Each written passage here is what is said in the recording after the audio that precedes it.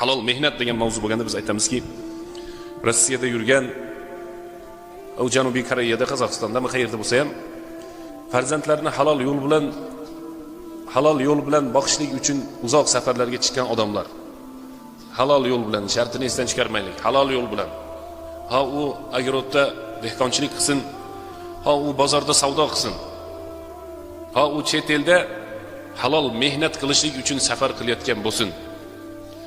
Mana shu halol mehnat bilan safar qilmoqchi bo'lgan odamlarga aytamizki, birinchi navbatda ibodatni esdan chiqarib qo'ymaylik.